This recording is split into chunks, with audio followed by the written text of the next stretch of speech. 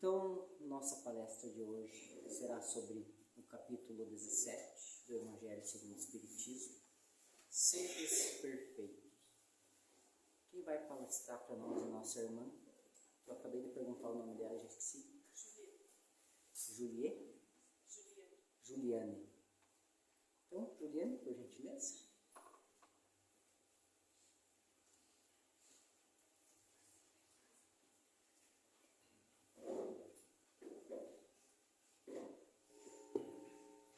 Boa tarde a todos. Eu agradeço muito a oportunidade de poder estar aqui, compartilhando com vocês um pouco dos meus estudos referentes à doutrina espírita. Quando a gente estuda para a gente aprende um pouco. Quando a gente estuda para apresentar para alguém, a gente aprende mais. Então eu agradeço muito essa oportunidade de terem vocês aqui ouvindo, porque assim eu me esforcei mais e aprendi muito mais. O Evangelho, segundo o Espiritismo, ele é dividido por capítulos, ao qual Allan Kardec foi bem criterioso nas suas escolhas e na sua organização. Porque cada capítulo do Evangelho, assim como o capítulo 17, que é o capítulo que nós vamos expor um pouquinho na tarde de hoje, ele começa falando uma passagem de Jesus. Lembrando que Jesus não escreveu nada. Escreveu na areia uma vez, há muito tempo atrás, mas o vento apagou. Mas os seus ensinamentos foram registrados por outras pessoas que mais tarde escreveram aquilo que Jesus ensinou. E Allan Kardec seleciona, então, entre os 4 evangelistas, Mateus, Marcos, João e Lucas, algumas dessas passagens, alguns desses ensinamentos de Jesus. E ele vem e nos ajuda a entender um pouco mais, porque tem ensinamentos que se a gente ler sozinho, sem estar num grupo de estudo, sem debater ideias, fica difícil a compreensão. Então ele vem nos esclarecer. E além dos esclarecimentos de Allan Kardec a respeito daquele assunto, vem as orientações, as instruções dos Espíritos, que agregam ainda mais para ter certeza que a gente está compreendendo aquilo que Jesus gostaria que compreendesse.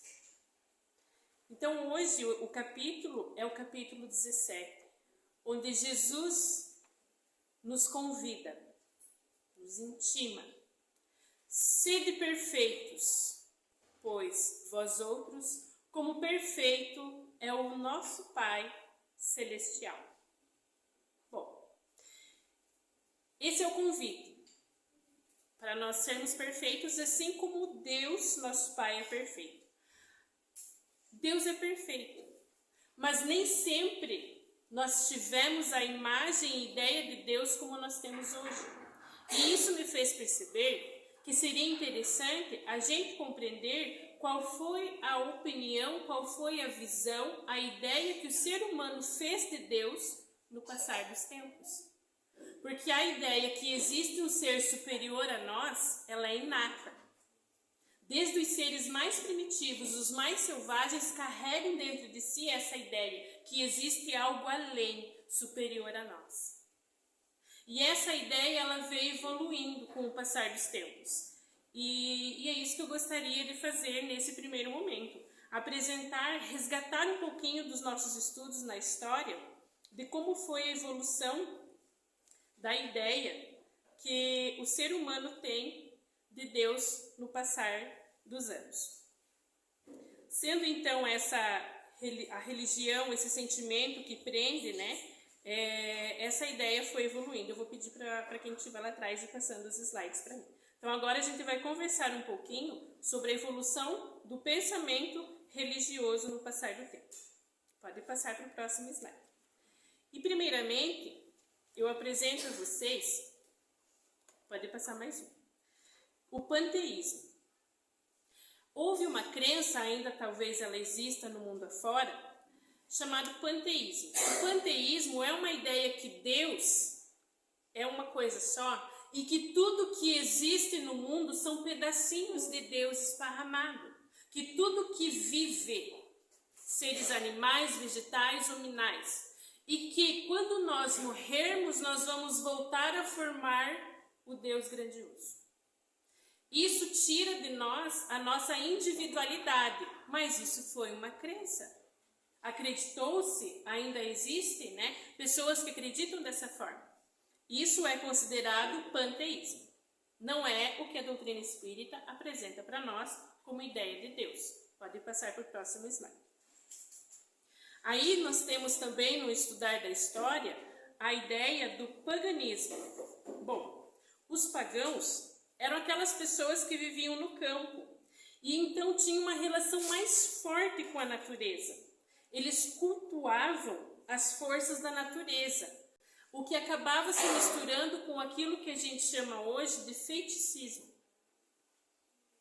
Os pagãos mais tarde foram considerados pela religião o povo que não era batizado. Então, foram considerados pelos romanos, quem não era batizado era considerado pagão. E eles condenavam isso. Condenavam as pessoas que não eram batizadas, consideradas pagãs. Mas isso fez parte da nossa evolução, da nossa forma de entender Deus. Mais adiante ainda, por favor, é necessário a gente compreender o antropoformismo. Por quê? Isso é um conceito que associa as formas humanas, que tudo que existe tem uma forma humana, tem um comportamento humano, tem uma ação humana. Tudo que existe, tanto objetos animados quanto inanimados, tanto seres racionais quanto irracionais. E quando a gente estuda isso, a gente percebe que isso esteve muito presente e ainda está. Quando você vê uma criança fazendo um desenho, e ela desenha o sol, e ela coloca olhos, nariz e boca no sol. E isso é antropoformismo. É você acreditar que tudo que existe tem vida assim como o ser humano tem. Tudo que existe pensa e age assim como o ser humano age. Essa ideia, pode passar para o próximo slide, juntada à ideia do politeísmo, surgiram muitas crenças. Por quê? O que é o politeísmo? O politeísmo é você não acreditar que existe um ser único em poder. Um ser que contém o maior poder. Você acredita que precisa de várias pessoas para controlar o universo, para dominar o mundo. Então assim veio as crenças nos deuses. E a gente vai perceber com o passar da história que não foram só os gregos que acreditaram em vários deuses. A gente vai perceber que diversos povos espalhados pelo mundo tinham essa crença. E além de eles acreditarem em vários deuses, eles acreditavam que esses deuses eram como seres humanos, com defeitos, com más paixões, com inclinações. Não tinha-se a ideia do Deus perfeito. Próximo slide, por favor. Então eu apresento para vocês um exemplo dessa crença do politeísmo com os deuses romanos. Dentre os deuses romanos, a gente percebe que existiam vários e cada um era responsável por uma situação. Júpiter era considerado o rei de todos os deuses. Netuno era considerado o deus do mar. Então precisava um deus para cada situação. Pode ir passando para os próximos slides, por favor.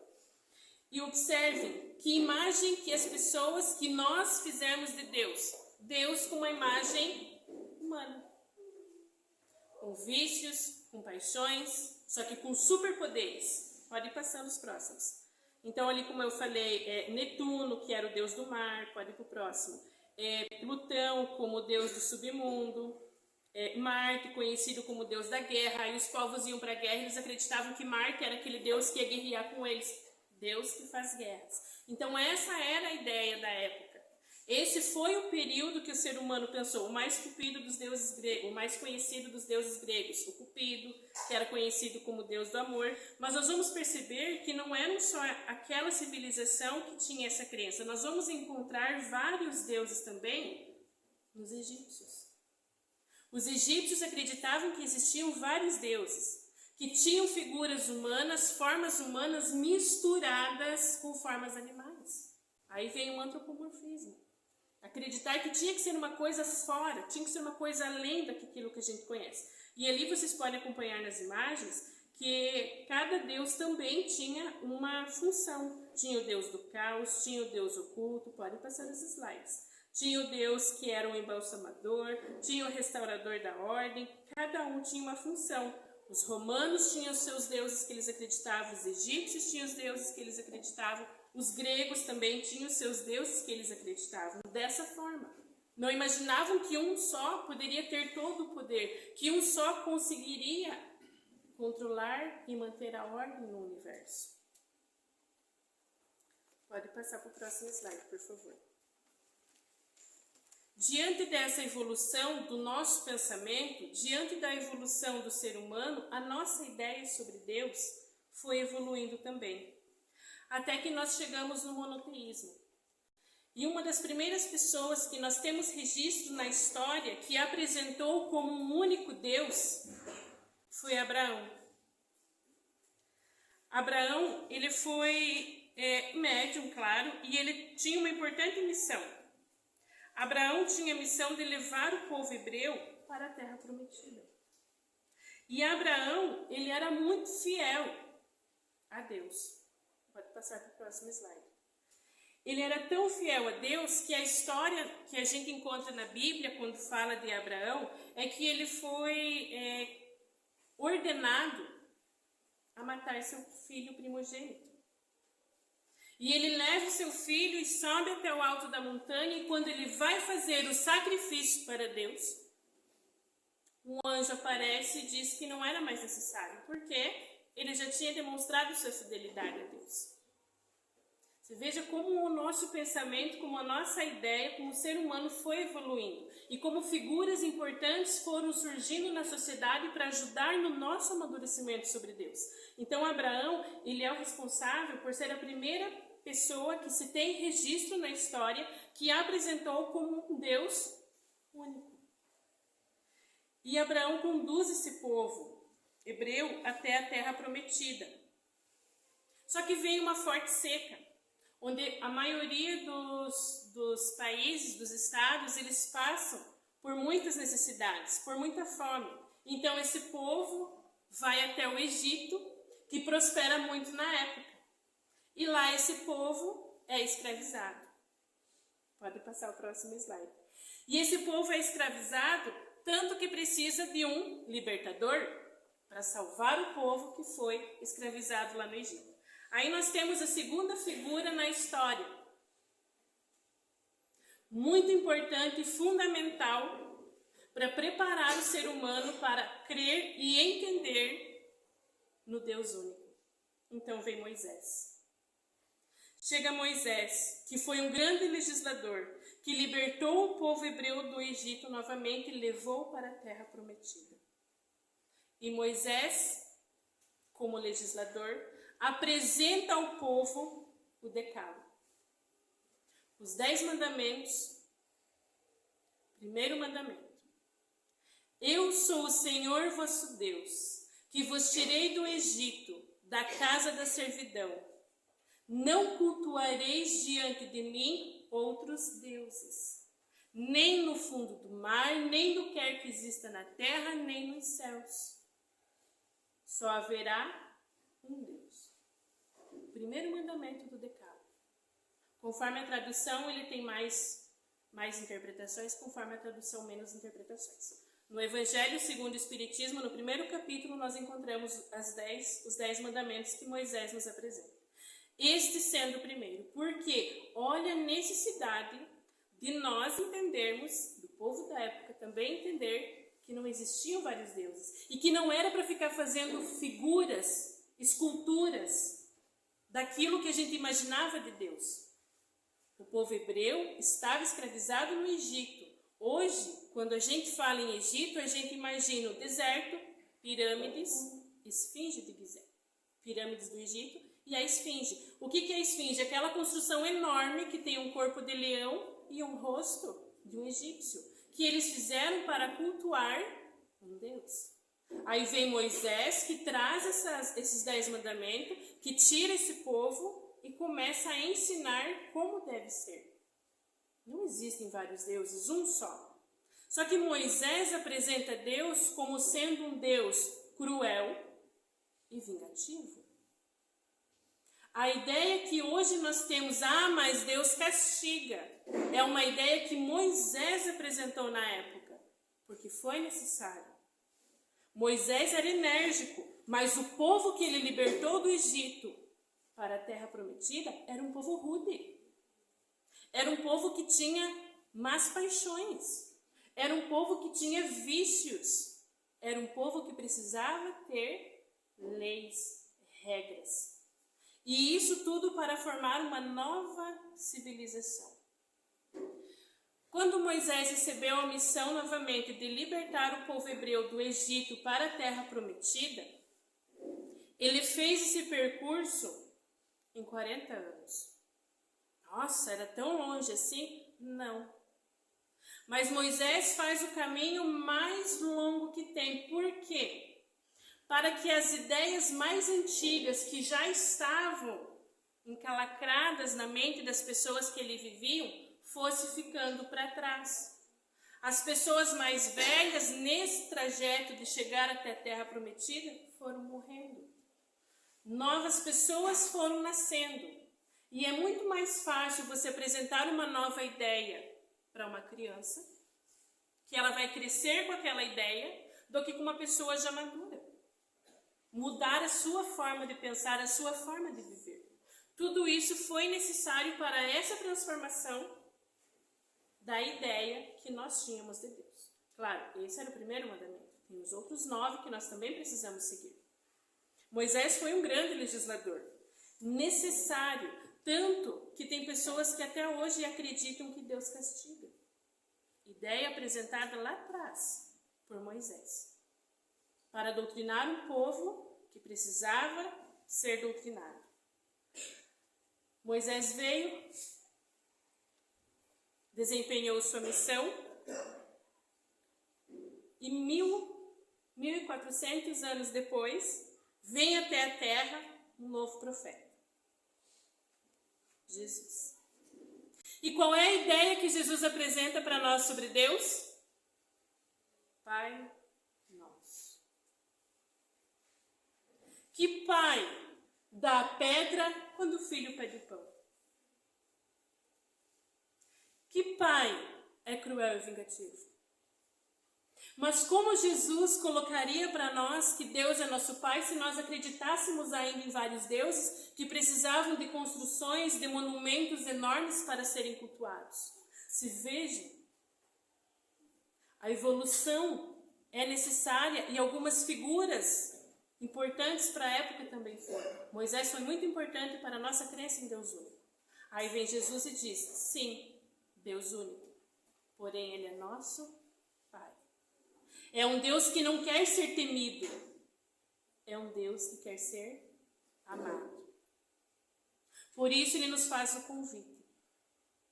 Sede perfeitos, como perfeito é o vosso Pai Celestial. Nós primeiro precisamos entender que realmente Deus é perfeito. Porque se nós ainda tivermos a ideia que Deus é cruel e vingativo, que Deus castiga, então Deus não seria perfeito. Nós precisamos ter essa ideia convicta dentro de nós, para então querermos atingir a perfeição que Jesus nos convida. Depois de Jesus, 1800 anos após, surge uma nova figura para nos apresentar as ideias de Deus. Allan Kardec. Allan Kardec vem com uma missão de codificar a doutrina espírita. Seu terceiro livro. Pode voltar o slide. O Evangelho segundo o Espiritismo. Como é a ideia que nós encontramos na doutrina espírita a respeito de Deus? Primeira pergunta do Livro dos Espíritos, do primeiro livro de Allan Kardec. Que é Deus? Ele não diz quem é Deus. Ele pergunta que é. É forma humana? É forma animal? É uma mistura? Que é Deus? E os espíritos respondem: inteligência suprema, causa primária de tudo o que existe. Todo efeito tem uma causa. Se tem coisas que não foi o ser humano que criou, então tem que ter uma causa maior além do ser humano. O ser humano é capaz de criar livros, de criar tecnologias, de criar construções. Mas a matéria-prima, a areia, as estrelas lá no céu, alguém criou tudo isso também. E estudando a doutrina espírita, nós vamos perceber alguns atributos, algumas características. A gente não consegue definir uma forma para Deus, mas a gente consegue entender as características dele. Ele é eterno, ou seja, sempre existiu, sempre vai existir. Ele é imutável. Suas leis são sempre as mesmas em todas as épocas. Ele é imaterial. Tudo que a gente consegue imaginar, tudo que a gente consegue ver e apalpar é matéria. Nós vivemos no mundo material. Deus é imaterial. Ou seja, ele está além, ele não está aqui no meio, numa forma que nós conseguimos conceber. Ele é imaterial.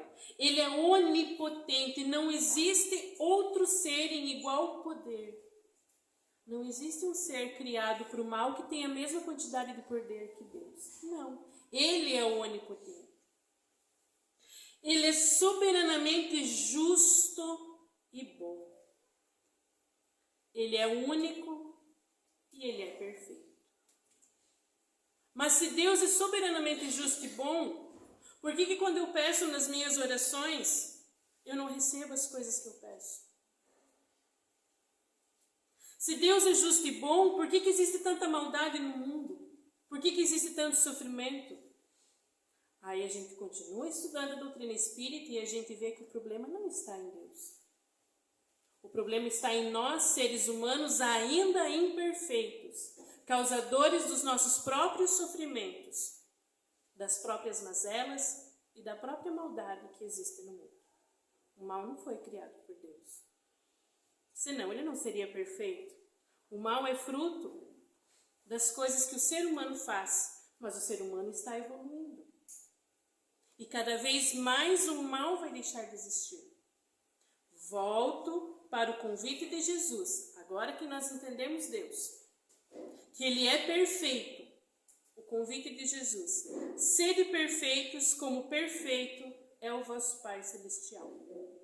Tá, então nós temos que evoluir ainda mais. E como eu vou ser perfeito como Jesus me convida para ser? Ele diz 3 ações. Só 3 coisas nós precisamos fazer. Só 3? Só 3. Quais são elas? Pode passar para o próximo slide. Primeiro, amai os vossos inimigos. Fazei o bem aos que vos odeiam. Orai pelos que vos perseguem e caluniam. Só 3. E é fácil? Não, Jesus não disse é fácil. Ele nos convida para evoluir. Ele nos convida para amar os nossos inimigos. Mas por quê? Porque se eu somente amar quem me ama, que esforço estou fazendo? Além do dever de obrigação de retribuir o amor que eu recebo. É obrigação, é dever. Eu retribuir o amor que eu já recebi. Então, quando eu vou amar alguém que eu não gosto, aí exige um esforço de mim. Aí sim eu estou dando os meus passos no caminho da evolução. Claro que a gente não pode confiar no inimigo como se confia num amigo. Mas é necessário demonstrar a outra face, é necessário nos esforçarmos. É necessário nos permitirmos desenvolver o amor dentro de nós. E aí entra o desafio. Amai os vossos inimigos. Ele não diz condenai os vossos inimigos, julgai os vossos inimigos. Simplesmente amai. Fazer o bem aos que nos odeiam. Fazer o bem sem olhar a quem. Porque se eu só faço bem para quem me faz bem, é dever, é obrigação retribuir. Porque a pessoa já fez o bem para mim. Agora, se alguém me odeia e eu faço bem para essa pessoa, aí sim. Aí eu estou colocando um esforço da minha parte e eu estou querendo fazer a diferença. Porque se eu simplesmente odiar quem me odeia, eu não estou fazendo o meu esforço. Vocês já ouviram falar que quando a gente faz uma boa ação, a gente está mandando tijolinhos para o plano espiritual? Cada boa ação que a gente faz é um tijolinho que a gente vai construindo lá no plano espiritual, para quando a gente retornar para a verdadeira vida, a gente ter um abrigo. Fazer o bem sem olhar a quem. Vale lembrar, quando eu faço o bem só para quem me faz o bem, eu só estou retribuindo. Não tem esforço maior além disso. Fazer o bem aos que nos odeiam também me faz lembrar da história O Círculo do Ódio. A história O Círculo do Ódio, ela é bem comum. Ela é uma história real e é bem comum que ela se repercuta em outras famílias, em outros lugares, em outras empresas, em outros funcionários. Por quê? O patrão chega na empresa para trabalhar e ele está com muito ódio de alguma situação naquele momento e ele descarrega o seu ódio no seu funcionário. O funcionário recebe aquele ódio. Ele fica com muita raiva, ele está com muito ódio naquele momento e a sua ação na sequência é ir, quando chegar em casa, e despejar o seu ódio na sua esposa. A esposa recebe aquela força, aquela energia do ódio e vai na cozinha e desencadeia e fala e retribui e passa adiante essa corrente, essa energia do ódio na empregada, porque fez o serviço que não estava do acordo da forma como ela esperava. A empregada recebe aquela energia do ódio, fica muito frustrada, fica muito sentida e sai lá fora, mas ela não tem alguém para ela passar aquela energia adiante, então ela chuta o cachorro que está passando na rua. O cachorro recebe aquela energia do ódio, sai correndo e morde a primeira criança que ele alcança. A criança recebe a energia do ódio, corre para casa. Quando vai passar algumas palavras para sua mãe, a mãe o abraça. A mãe o abraça e faz o bem, cortando todo aquele círculo da energia do ódio. É necessário fazer o bem aos que nos odeiam. É necessário interromper o círculo dessa energia do ódio. Terceira ação que Jesus nos convida: orai pelos que nos perseguem e caluniam. Bom, se alguém me persegue, é porque ela precisa de mim. É porque eu tenho algo a dar. E o que eu posso dar para alguém que eu não sei o que quer de mim? A oração. Eu posso orar tanto por mim, para me fortalecer, quanto orar por aqueles que me perseguem. Porque se eu não sei o que essa pessoa quer de mim, ou esse espírito, pode ser encarnado ou desencarnado, mas na oração, a minha energia canalizada para esse ser, junto com a energia da espiritualidade maior, que é a energia que paira no momento da oração, sendo direcionada para aquela pessoa, ela vai receber o que ela precisa. Aqueles que nos caluniam, às vezes é a forma como a pessoa está conseguindo chamar a minha atenção. A gente que é mãe, a gente que é pai, quando você tem filhos, você percebe que às vezes na correria do dia a dia, na maioria das vezes, nas correrias mundanas que a gente tem de trabalho, de manter a casa em ordem, de fazer isso, de fazer aquilo, os nossos filhos querem nossa atenção. E a forma como eles querem a nossa atenção, alguns não sabem pedir. Alguns são muito imaturos para dizer: mãe, senta aqui comigo brincar um pouco. Me dá um colo porque eu preciso de atenção. Alguns fazem ações contrárias. Se colocam em situações de perigo. Que tudo que ele está fazendo naquele momento vai fazer com que a mãe pare o que ela está fazendo e vá lá acudir aquela criança e às vezes até chamar-lhe atenção, dar-lhe uns pitos. Mas a criança ganhou a atenção. Ah, mas não poderia ganhar uma atenção de maior qualidade, mas ela ganhou atenção. Ela precisava de atenção e a sua imaturidade permitiu que ela tivesse aquelas ações para ganhar atenção e ela ganhou. Então, muitas vezes, as pessoas que nos caluniam é porque elas querem a nossa atenção. E elas não conseguem ter uma maturidade suficiente para ganhar essa atenção de outra forma, para pedir essa atenção de outra forma. Então, elas nos caluniam. Orai pelos que nos perseguem e caluniam. Jesus não diz, vai bater de frente com quem está perseguindo você. Vai bater de frente com quem está te caluniando. Não, orai. Orai pelos que nos perseguem e caluniam. Não é fácil ser perseguido. Não é. Não é fácil você querer fazer tudo certo e ter alguém ali tentando achar qualquer erro que você cometa para apontar. Falando, invertendo, misturando, colocando outro lado daquilo que você faz. Não é fácil. Mas o convite de Jesus é esse. Nos esforçarmos para melhorarmos a cada dia que passa. Amai os nossos inimigos, fazer o bem aos que nos odeiam e orai pelos que nos perseguem e caluniam.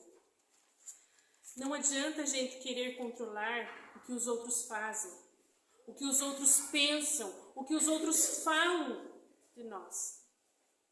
A única pessoa que eu posso controlar o que pensa, que eu posso controlar o que faz, que eu posso controlar o que fala, sou eu mesma.